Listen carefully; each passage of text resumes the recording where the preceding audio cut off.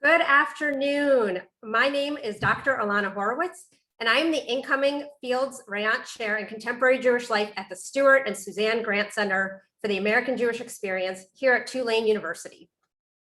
The Grant Center is a world-class hub of Jewish learning dedicated to the innovative and holistic study of American Jews. At the Grant Center, we examine the American Jewish experience from multiple angles, seeing its richness, variety, and complexity as invitations to learn and to ask questions. The newly released 2020 Pew Study of Jewish Americans allows us to do just that. Today, I am excited to moderate a conversation with three experts in the study of American Jews. For the first 10 minutes, you will hear from Dr. Becka Alper. She is a senior researcher at the Pew Research Center, and she is she's the lead researcher on this study. The study would not have been possible without Becka, and we are super excited to have her today. After Becka's presentation, I will bring in Dr. Leonard Saxe and Dr. Ari Kelman to reflect on some of the findings from Becka's presentation. Dr. Leonard Saxe is the Klutznick Professor of Contemporary Jewish Studies and Social Policy at Brandeis University. And Dr. Ari Kelman is the Jim Joseph Professor of Education and Jewish Studies at Stanford University, my alma mater. I would like for the audience to be actively engaged in this, so please post your questions into the chat, and I will get to them as many of them as possible. With that, I'd love to turn it over to you, Becka.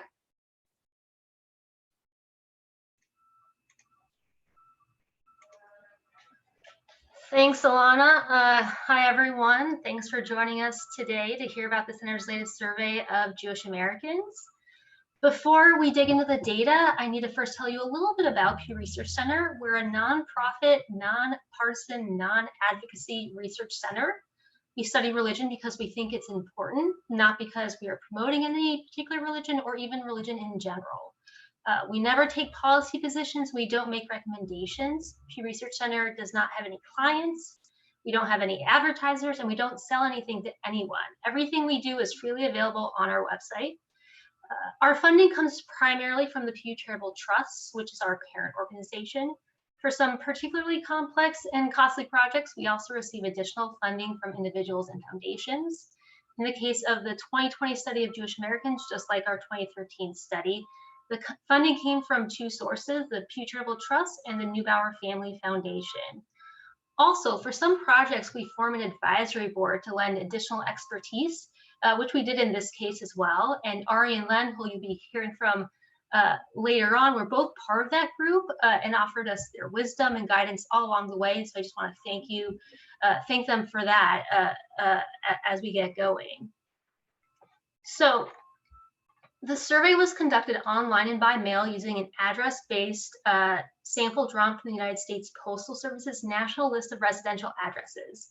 We sent hundreds of thousands of letters to residents in all 50 states and the District of Columbia, asking them to take a survey, and about 68,000 US adults completed a short general survey, mostly online, but some completed it via mail.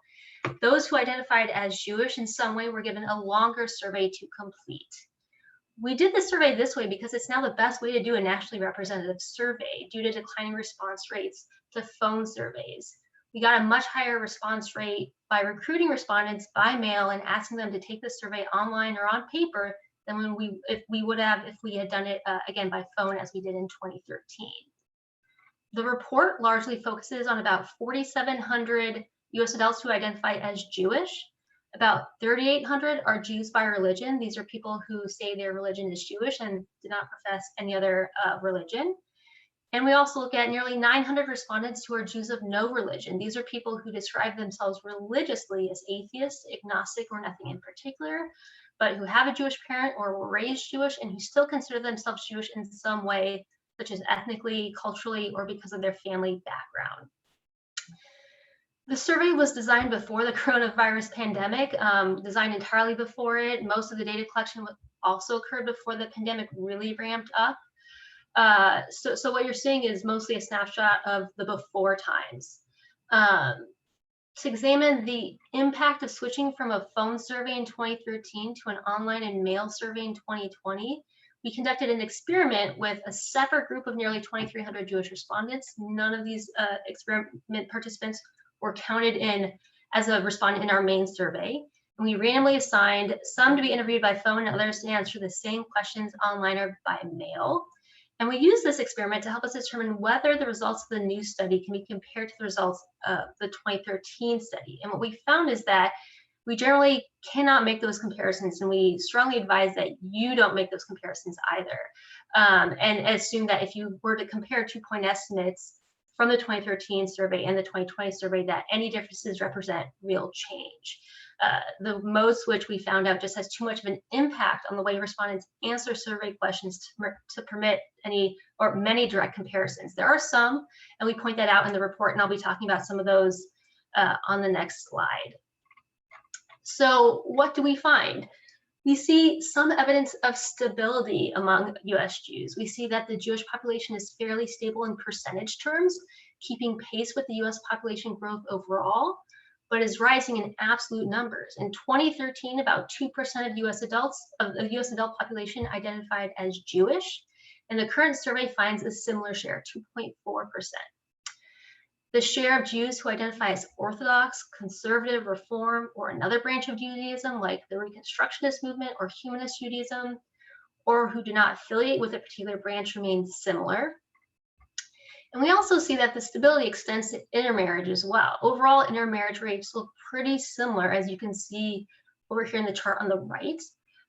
It's not shown here, but we also know that intermarriage has been on the rise over the long term. Jews who got married more recently are more likely to be intermarried than those who got married decades ago. And this is a pattern we also found in 2013. But even though intermarriage appears to have risen in the long term, we actually have no evidence that it has risen from 2013 to 2020. Similar to what we found in 2013, generally speaking, Jews are far less religious than American adults as a whole. For example, 1 in 5 Jews say religion is very important in their lives, compared with 4 in 10 US adults overall. And about 1 in 10 Jews say they attend synagogue at least weekly, while about a quarter of US adults say they attend religious services as often. And we see even bigger gaps when it comes to belief in God. A majority of US adults say they believe in God as described in the Bible, compared with a quarter of Jews. Consistent with this pattern, compared with US adults overall, fewer Jews say their religious faith provides them with a great deal of meaning and fulfillment. It's the short bar at the bottom of this chart. But for non-religious activities, such as spending time with family, spending time with pets, or being outdoors, Jews look a lot more like the US population overall when it comes to what provides them with meaning and fulfillment. But we also see some evidence of change, something we're calling religious divergence, which refers to the growth among younger Jews at the polar ends of the spectrum of observance and traditionalism. As I just pointed out, branch identification overall is similar in 2020 to what it was in 2013, but we may be seeing some change happening just below the surface, particularly in the youngest cohort among Jews ages 18 to 29. We see that 17% are Orthodox, while the shares who are conservative or reform are declining when we look at it in terms of age. More older Jews identify as conservative or reform than younger Jews. And compared with older Jews, younger Jews are more likely to not identify with any particular branch of Judaism. And you'll also note that the share who identify with other branches, such as Reconstructionist Judaism or Humanist Judaism, is pretty stable. There's very little variation across age groups there. So overall, most Jews across age groups are Jewish by religion. Jews by religion are people, again, who are people who say they are Jewish when we ask them, what is your present religion? It doesn't matter what their level of observance is. If they say their religion is Jewish, they are Jewish by religion. Jews of no religion are those who answer that same question by saying they're atheist, agnostic, or nothing in particular, but who also say that they have a Jewish parent or were raised Jewish, and they still identify as Jewish aside from religion, such as culturally, ethnically, or because of their family background. And by the way, that's why we call this group Jews of no religion. They literally say they do not have a religion when we ask about it, but they also say that they're Jewish culturally, ethnically, or because of family background. And including this group in the survey broadens who might typically be included in such a survey. And so you can see in this slide that while most Jews overall are Jewish by religion, Jewish adults under 30 are more likely to be Jews of no religion. And this is part of that other side of the spectrum when we talk about religious divergence occurring in American Judaism. The survey asked Jewish respondents how much they feel they have in common with Jews in Israel and with various categories of American Jews. About half of Orthodox Jews in the US say they have not much or nothing at all in common with Jews in the Reform movement. Just 9% feel they have a lot in common with Reform Jews. Reform Jews generally reciprocate those feelings. 6 in 10 say they have not much or nothing at all in common with the Orthodox, while about 4 in 10 Reform Jews say they have a lot or some things in common with Orthodox Jews. And in fact, both conservative and Reform Jews are more likely to say they have a lot or some in common with Jews in Israel than to say they have commonalities with Orthodox Jews in the United States.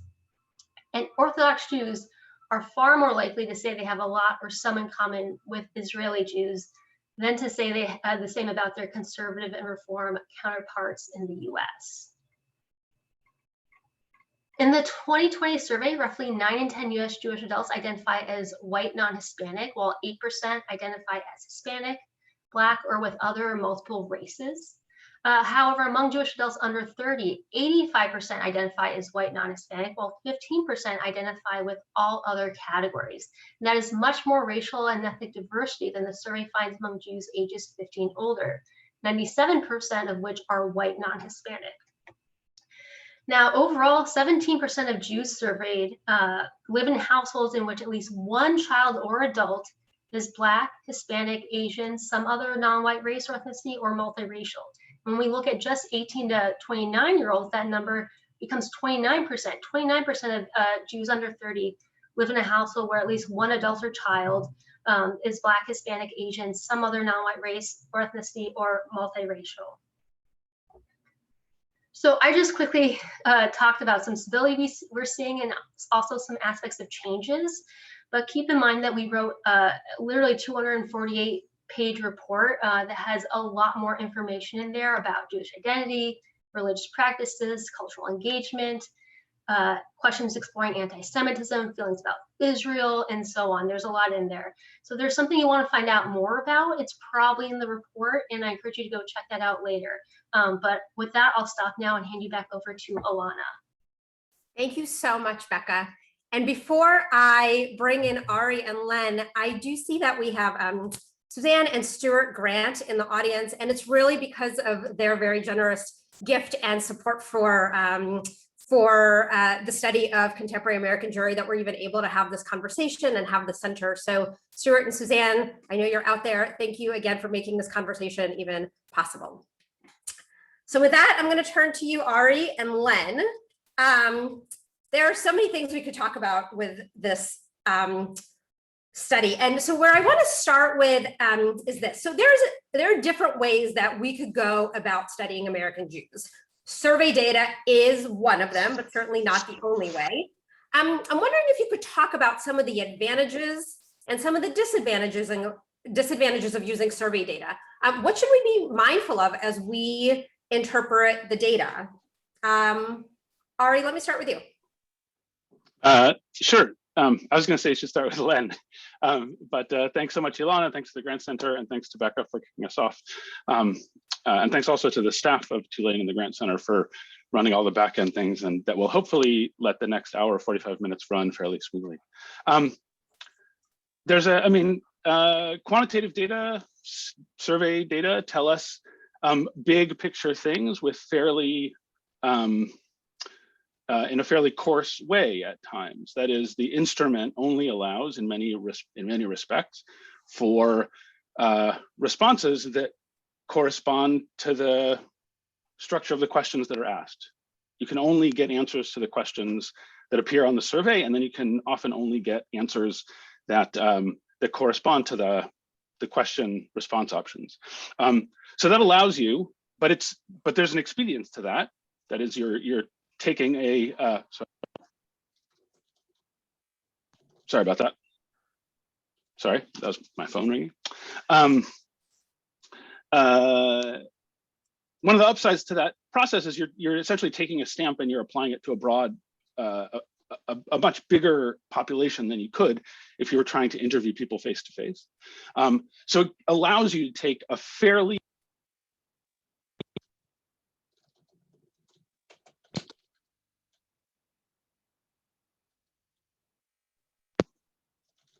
It was either going to be that or my children in the glories of working at home.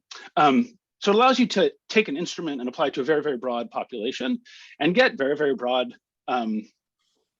findings. The challenge with that is once you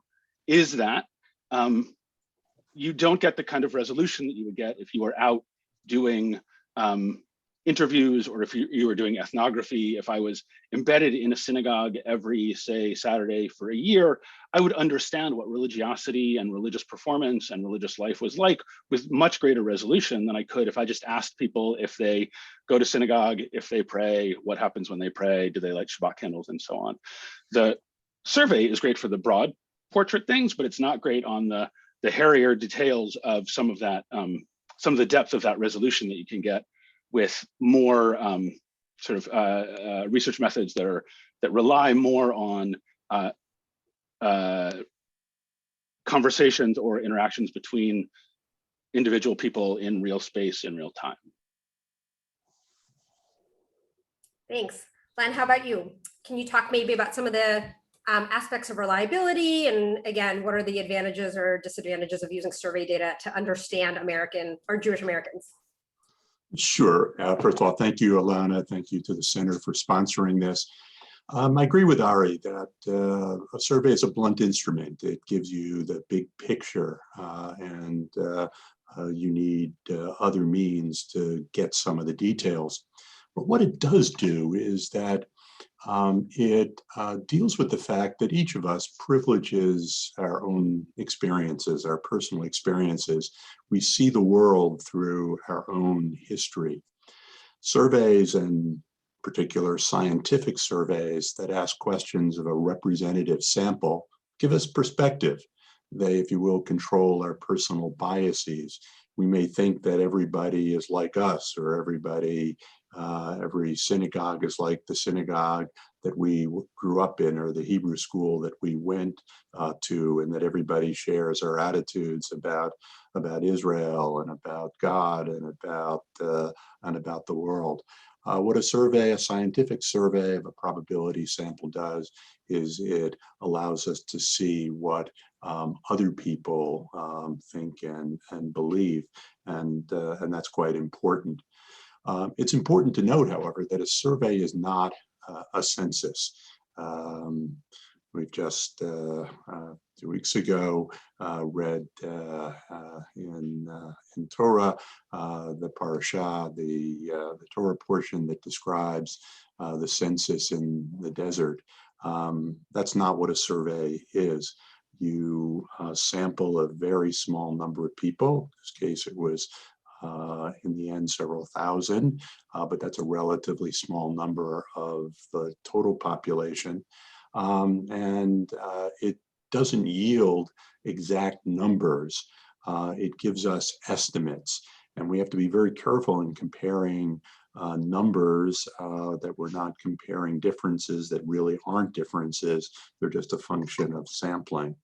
We also have to be very careful about looking at the numbers of small groups.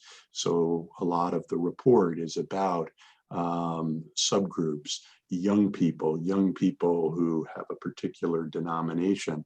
Those numbers are particularly, we call, unreliable because, again, they're taken from a sample of people. It doesn't mean that they're not useful, but they're not actual people. They're not an actual census.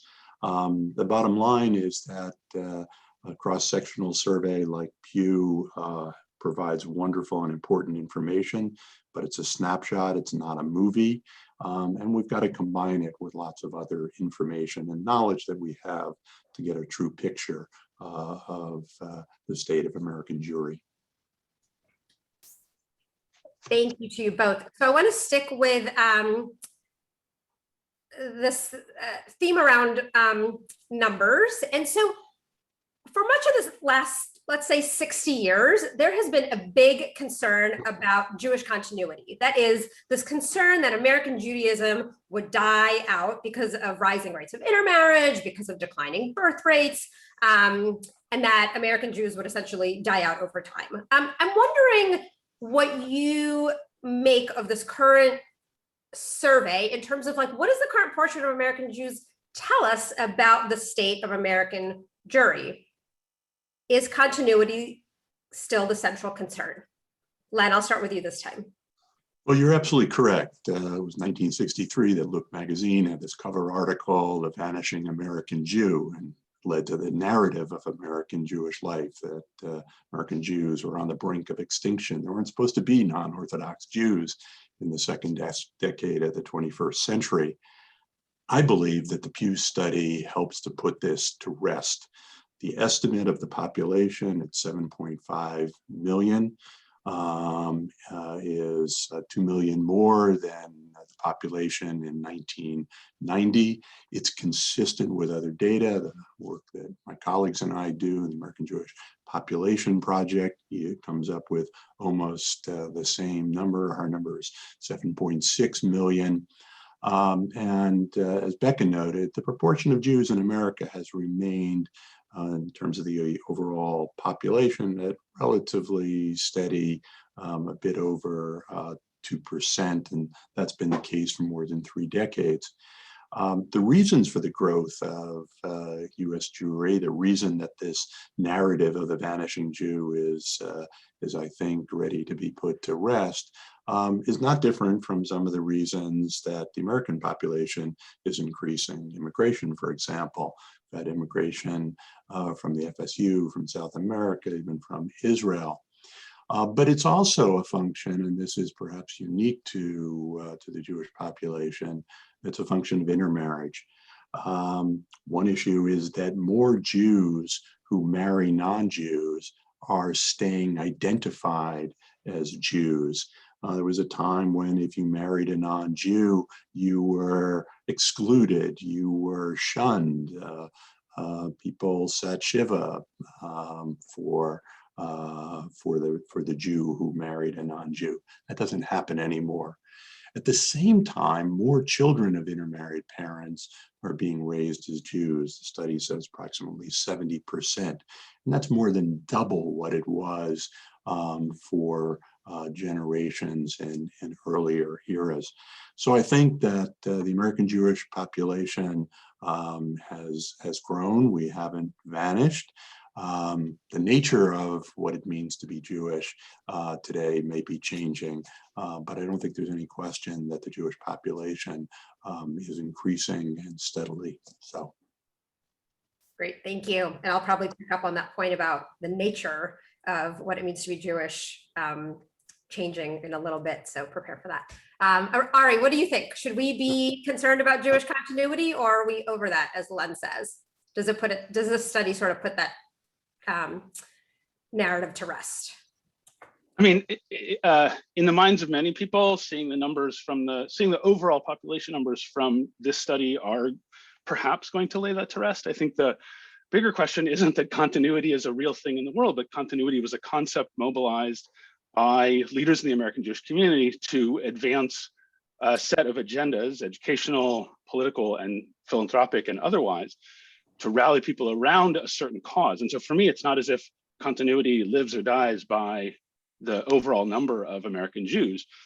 For me, it's a much more interesting question to say, well, what was the communal work that the concept of continuity had done from, like Len said, if you want to mark it from the Look magazine article from the early 60s, through the 1990s and early 2000s, it did a lot of work.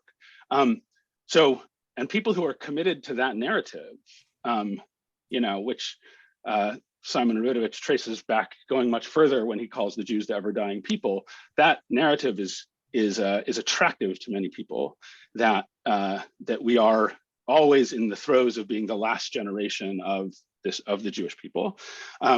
And there are people who are still going to connect to that regardless of what the numbers are, and regardless of what they tell us about the contours of American Jewry. So for me, the question isn't so much about the overall number of Jews living in America, because that is, as Len said, partially a reflection of the ways in which the identity patterns changed. What was once anathema, as Len said, is now not. It's a perfectly normative way that one can claim membership in the Jewish population.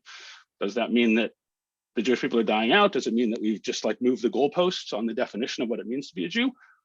I think those are appropriate questions, but for me, it's not a matter of continuity or not continuity, survival or not. The more interesting questions for me are always, what do we mean when we ask those questions? What kind of conceptual work do we expect those concepts to do? And so people who are holding on to the continuity question are going to continue to hold on to the continuity question, regardless of what the overall numbers are, I think.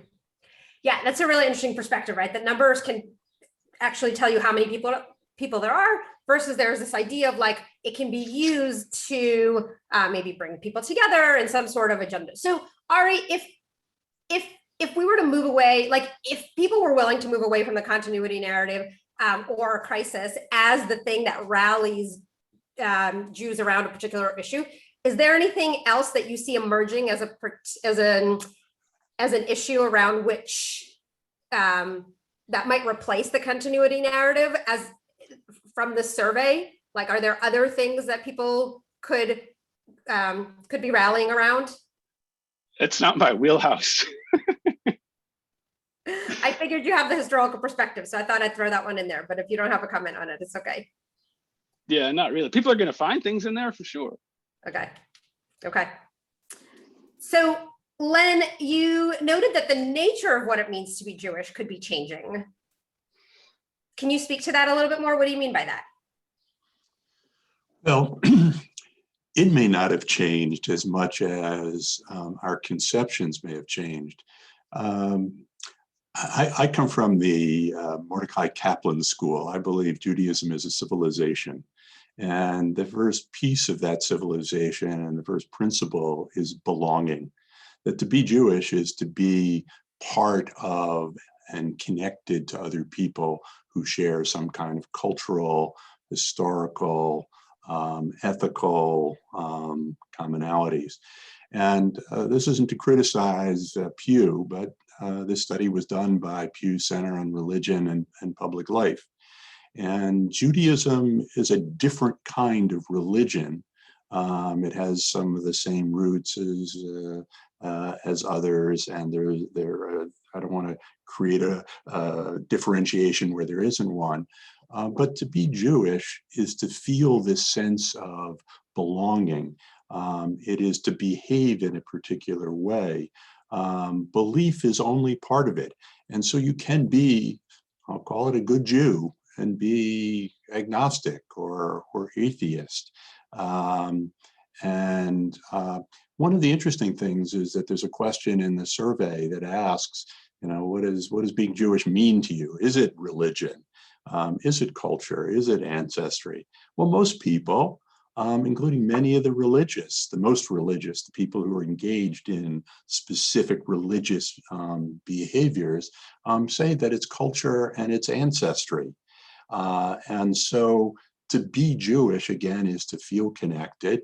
I happen to think, as a kind of a student of social trends, that in this world where particular American individualism has become a pathology, where everything has become transactional, feeling a connection, feeling what leads to a sense of responsibility for other people, regardless of how many times you go to a synagogue, that's important. And then in some ways, that's the essence of Judaism. So yes, we are changing. And I think part of what's happened, in the same way that intermarriage has become, as Ari said, normative, acceptable, it's also become more acceptable to say that you don't believe in X, even though you behave and you think of yourself as connected to other people. And so despite the sharp differences in belief in God and how many of the mitzvot you engage in, people still go to seders, people still participate in the life cycle rituals that are part of the culture. People still think of Judaism as a set of ethical precepts and a structure for being an ethical, moral person who cares about other people in the world. Thanks. Ari, I'm curious to hear your perspective on, do you also think, would you agree with Len that this affective relationship to Judaism is important, that it's about primarily, or that belonging and feeling connected to other Jews is an important part of what it means to be Jewish today? And also, like Len talked about how the nature of what it means to be Jewish is changing. I'm curious if you see it in the same way or maybe a different way. Well, I'm going to answer it in hopefully not too roundabout a way, but that connects to my first point, which is you only get answers to the questions that you ask. And so when the screener for the Pew report, that is to say, the set of questions that one has to answer in order to be given the full survey that Becka referred to earlier, asks if you are Jewish by religion or Jewish not by religion, it automatically sorts respondents into one of those two buckets, right? You're either a Jew by religion or a Jew not by religion. And to be perfectly honest, I don't know how I would answer that question. I'm one of those two, but I may be some third option. But already that means that from the beginning, we have a heuristic imposed on the real lives of people that are complicated. As Len said, 30% of people who identify as Jews not by religion attended a Seder last year, right? Doing something that would, in some circles, be called a religious activity or an engagement with Jewish religious life.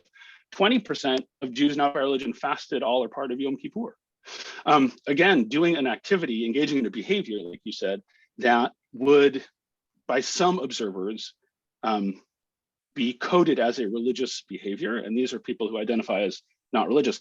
At the same time, 67, I can't remember the number, I think it was 57% of religious Jews who say they don't go to synagogue very often, and as Becka indicated, Jews are not terribly active synagogue goers. 57% of people who are Jews by religion who don't go to synagogue very often said that the main reason they don't go to synagogue is because they're not religious. So I think the categories are complicated around sort of Jewishness as a religion or as a set of religious practices. And I think that perhaps what has changed is the ways that people live their Jewish lives, religious, culture, ethnicity, heritage, whatever, educationally. I think what also has changed are the tools that we use to measure them and to document them. And so the questions that Pew asks have evolved over time. Becka said, right, the ways in which that the 2013 study was conducted and compared to the way the 2020 study created so much noise that the two are not comparable in some ways. They are comparable in other ways. But so the tools that are used to do the measuring have also changed, which then gives us the perspective that things have changed radically. Whereas I don't know that anybody would know that what we're seeing is a reflection of something that we would call real life, which is messy and complicated and inconsistent and highly subjective, or if we're seeing a refraction of current social scientific research practices when compared to previous generations of those same practices. And so when we say, oh, things are changing, it's hard for me anyway, from where I sit and the kind of work that I do, to determine whether or not what I'm seeing is an effect of quote unquote real changes on the ground in the ways that people live their lives, or if I'm seeing a refraction of the tools being used to document those same practices, changes, and so on.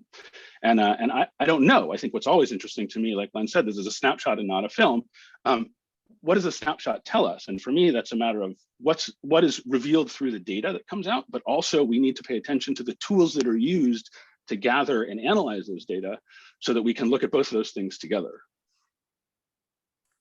Thanks. So I want to turn to a question in the chat because this was actually the topic I was going to segue to next. So one of the attendees asked, it says, it seems that the current or recent conflicts in Israel and Gaza has been a galvanizing force for Jews, resulting in more polarization.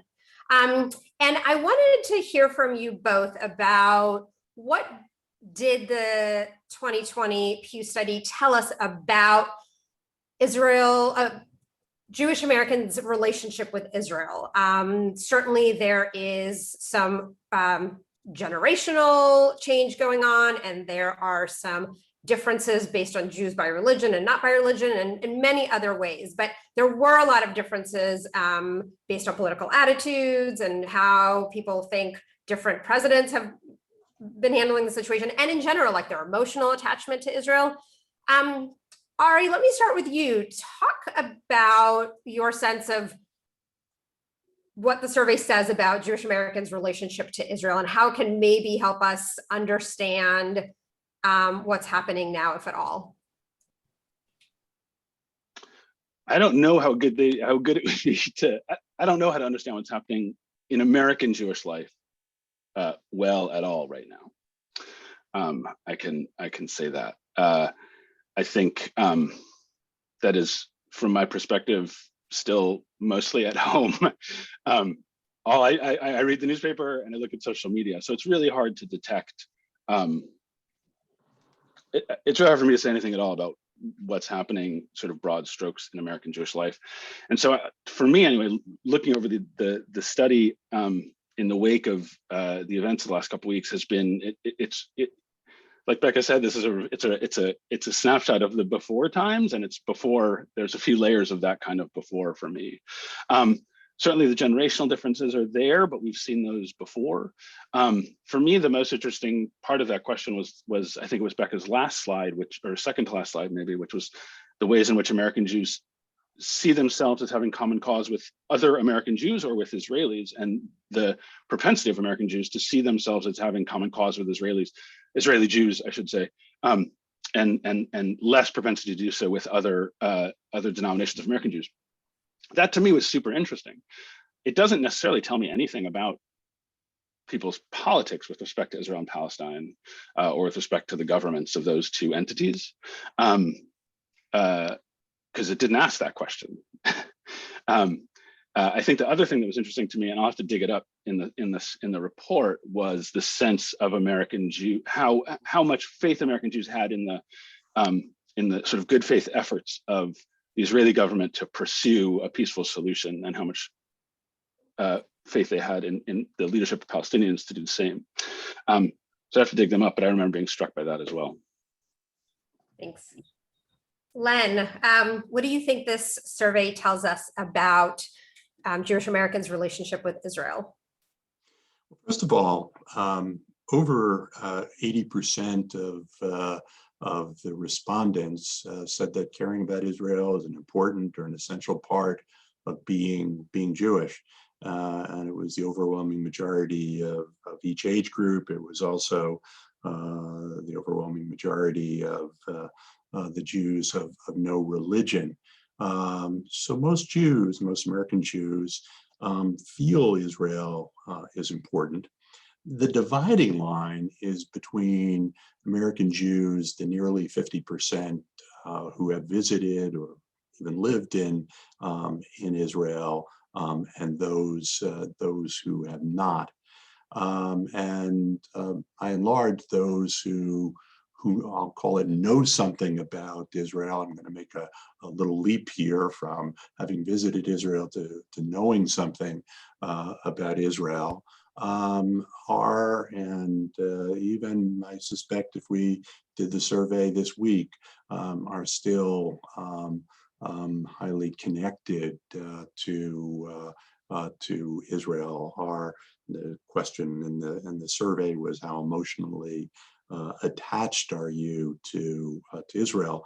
And it's in that emotionally attached question that you see this big difference between those who have visited Israel, and I'll call that those who know something about Israel, and those who don't. Now, it's the causation is difficult because those who visited Israel tend to be the more religiously involved, the more Jewishly involved individuals. But I study birthright Israel, and I know, and I've had a chance to look with Pew at some of the data about the people who had visited Israel as part of Birthright Israel. Birthright's brought 500,000 North Americans to Israel over the past 20 years. And what's interesting is that there you get to see even those people who aren't and weren't Jewishly educated or well Jewishly educated, highly Jewishly involved, learning about Israel changes their attitudes, and the vast majority of them are highly attached to Israel. So I think what the survey shows is that there's considerable positive feelings. People may disagree with the government. People here disagree often with the U.S. government in their policies. But I don't think the situation, even the horrific events of the last several weeks, have changed that fundamental finding and what was revealed in the Pew survey last year. Thanks. And I'm sorry, I'm having some internet trouble. So hopefully it will stay consistent for the next 15 or so minutes. I want to ask one more question before I turn it, or before I look at, bring in some more of the questions and answers coming through in the chat. And that is this, what one could read as a clear pattern of more racial and ethnic diversity among younger Jewish Americans. So Pew found that among younger cohorts of American Jews, there is substantially more racial and ethnic diversity. And this could be a function of several phenomenon. So it could be a function of, already talked about, like, how do you ask a question gives you maybe a different kind of response. So it could be of the way the question is asked, that it's causing an increase in the percentage of people that are associating as or affiliating as Jews of color, identifying as Jews of color, or it could be a substantially different demographic of Jews that we're looking at. Maybe it's through intermarriage or some other forms of affiliation. But I wanted to hear you both reflect on how we should interpret these data on racial and ethnic diversity and what it could mean for the future of American Jews. Len, let me start with you. Well, I think, first of all, the data that Pew reports are very hard to interpret, and part of it is because the census categories, which are the basis of it, who is non-white, non-Hispanic, Hispanic, are exceptionally difficult to parse. There is no question, however, that the Jewish community is diverse, and there's lots of forms of diversity. I think most of it is ethnic diversity. People, Russian speakers, Israelis, Spanish speakers, Hispanics. And I think one of the questions for the community, along with racial diversity and the issues of racial diversity that we as a country, not only as a Jewish community, are facing loom large. I think one of the questions is how to assure that we are behaving in a loving and non-discriminatory way to everybody. But it's also, how do we preserve the unique ethnic and maybe its sub-ethnic heritages of all of the people who make up our community? And that's a challenge. I guess I'm a little puzzled at the categories that are being used, and because they were derived from the census, which not only doesn't it assess religion and religious identification, but it doesn't do a particularly good job, or at least the census is until recently, in identifying the different racial and ethnic groups that make up the mosaic country, as well as the Jewish community. Ari, could you weigh in on this question of racial and ethnic diversity, and are we seeing a rise of it? Is it a function of the questions that are asked, or a real demographic shift? I mean, Pew has stuck to the census questions for a long time, not just in the study, but in other studies. Similarly, the census language has been relatively consistent. So is it perfect? No, it's not perfect. There's no perfect question. And I mean, there's no perfect question in any way to really capture the complexities of identity of any kind. That said, I think the census categories are about as reliable as they can be, particularly if you're interested in doing comparative work across different studies. And so for me, the finding that Jews under age 50, between 12 and 15%, identify as African American, Asian American, Latinx, Hispanic, or another non-white population. I think that does indicate that Jews under 50 are less likely than their parents to identify as white.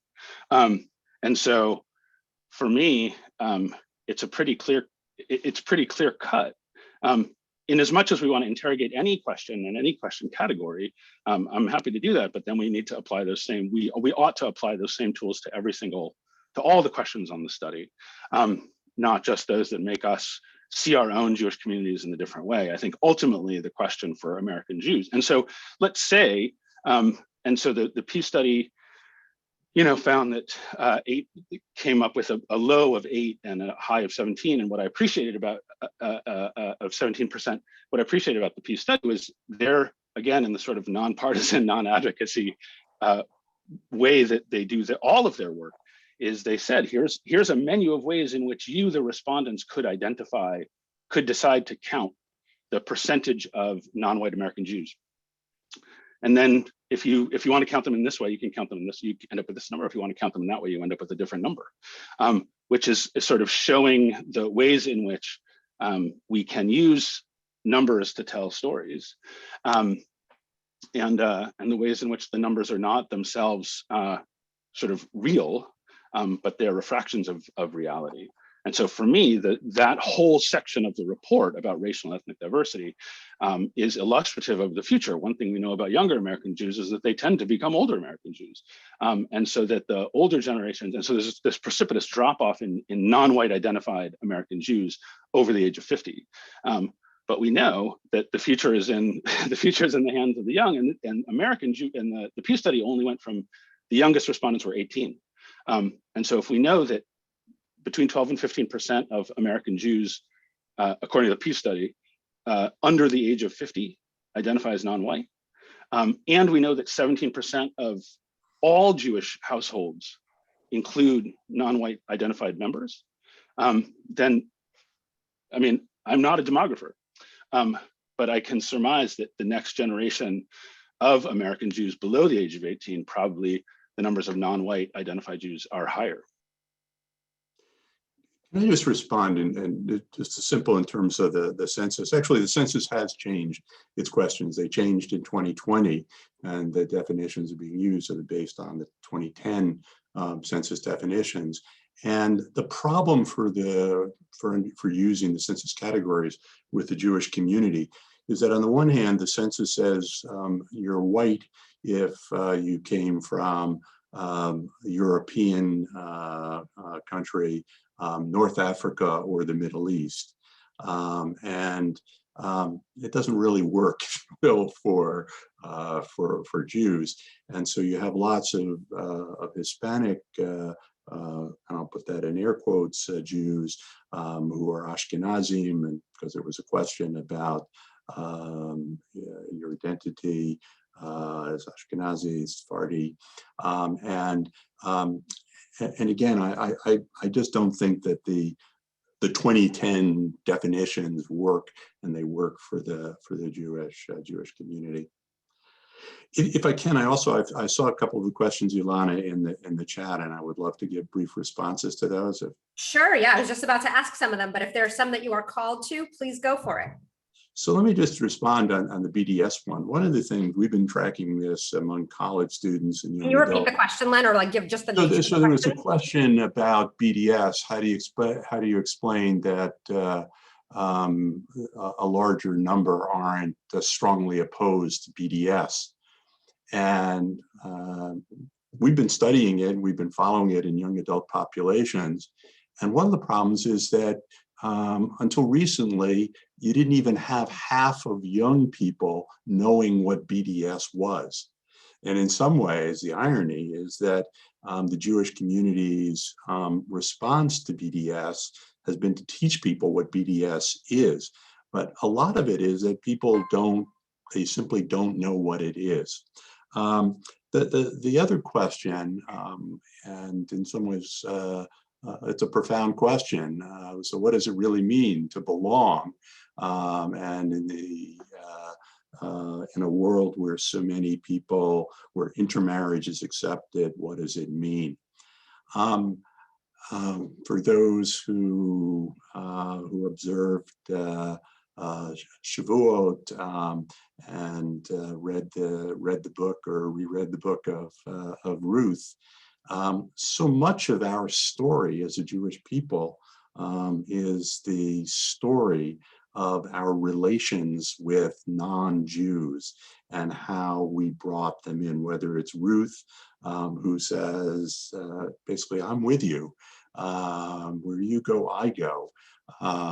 Or here we have, again, our Torah, our Tanakh, one of the few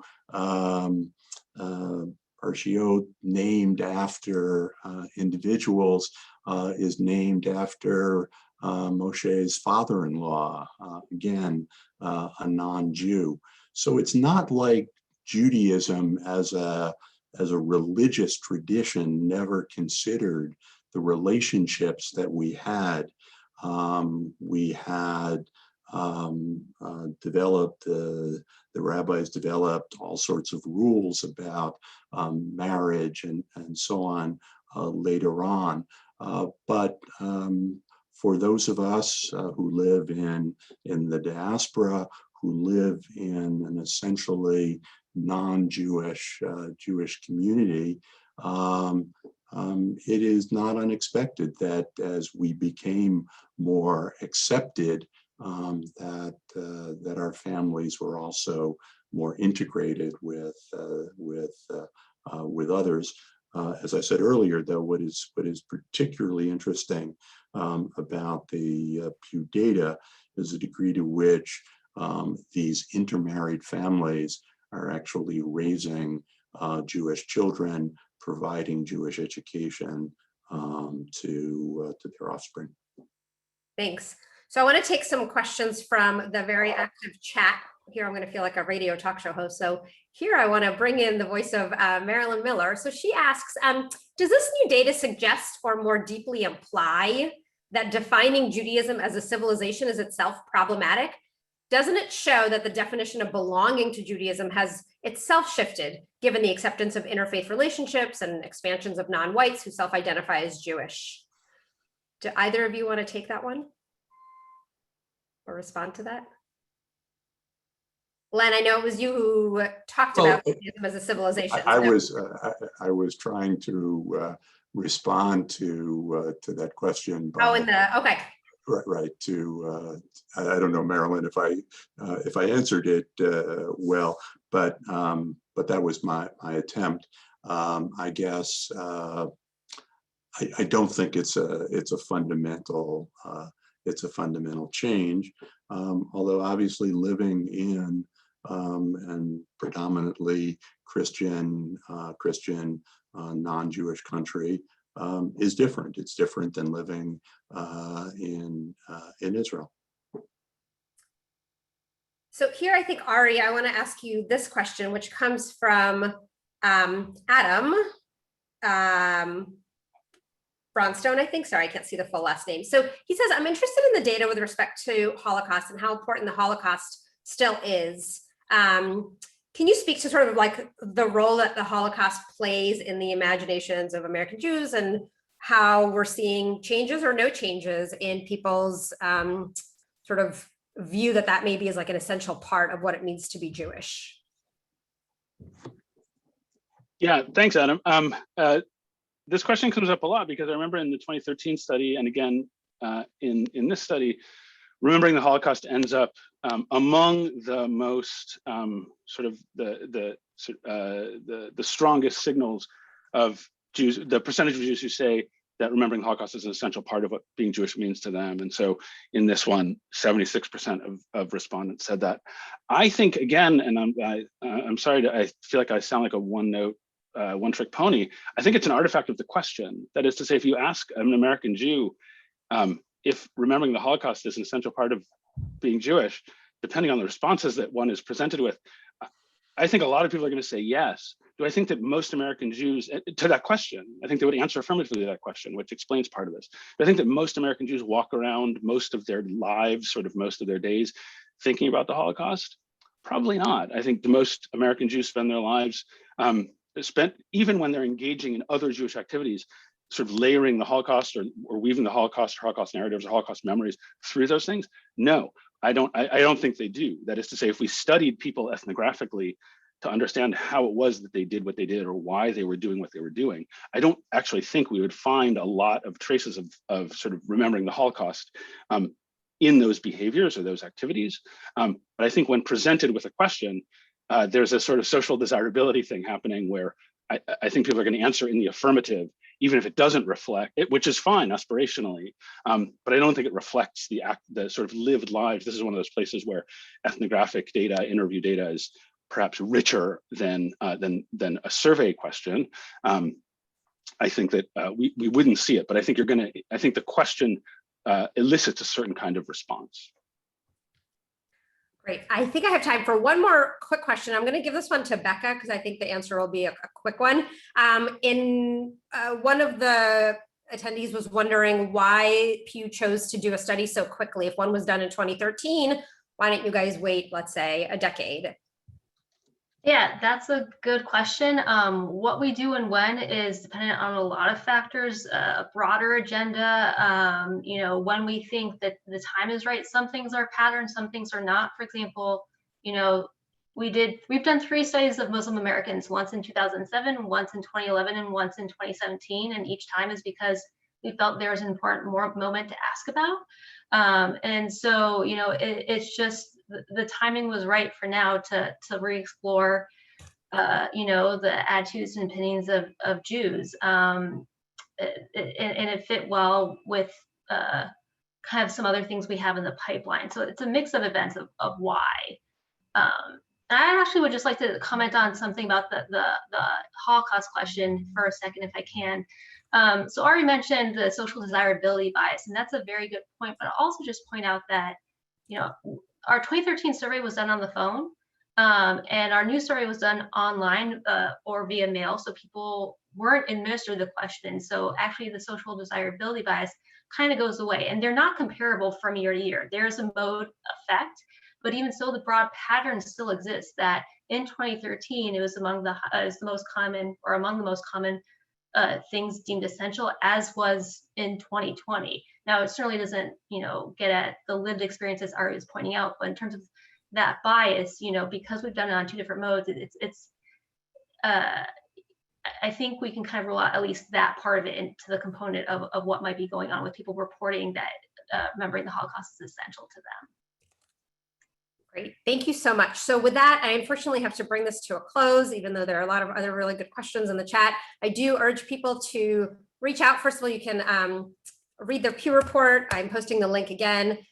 Feel free to reach out to me. I'm sure any of the panelists would be happy to talk offline. You can find their info on their websites. I want to thank Len, Ari, and Becka for taking an hour of their very busy schedules to share their insights with us, and to further connect with the Grant Center here at Tulane. You can find us on Instagram, on Facebook, and on Twitter, and we look forward to continuing the conversation. Thank you so much, everybody. Have a great afternoon.